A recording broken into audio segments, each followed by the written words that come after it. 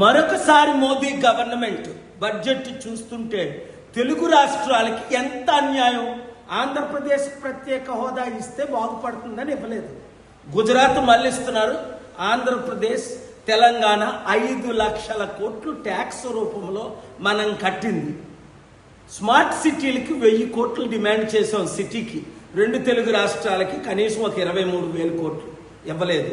Steel plant నాశనం అయిపోతుంది, మేము కట్టిన 55,000 కోట్లు 25,000 కోట్లు ఇమ్మన్నా ఇవ్వలేదు. కనీసం పోలవరం కంప్లీట్ చేయడానికి 25,000 కోట్లు ఈ సంవత్సరం బడ్జెట్లో ఇమ్మన్నా ఇవ్వలేదు. అన్నిటికంటే ముఖ్యం, మన ఆంధ్రప్రదేశ్కి క్యాపిటల్ లేదు, ఈ దద్దమ్మలు అడగలేరు అని మనం 25,000 కోట్లు అడిగితే అది ఇవ్వలేదు. 13,000 గ్రామాలు, దాదాపు 28,000 గ్రామాలు 2 తెలుగు రాష్ట్రాల్లో. కనీసం గ్రామానికి 1 కోటి రూపాయలు మాత్రమే అడిగాం. గ్రామాభివృద్ధి బడ్జెట్ అంటే 70% గ్రామాలే ఉన్నాయి. 7-8 లక్షల గ్రామాలు. 1 కోటి రూపాయలు గ్రామానికి ఇవ్వలేదు. మనం అడిగింది ఒక్కటి కూడా ఇవ్వలే, పట్టించుకోవట్లేదు మనల్ని.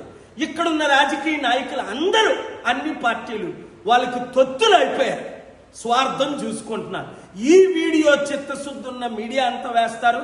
మీరు ఈ వీడియోని వైరల్ చేసి మోదీ గవర్నమెంట్కి హటావ్ దేశ్ కో బచావ్ అన్న స్లోగన్తో ముందుకెళ్దాం, గ్రామాభివృద్ధి చేసుకుందాం.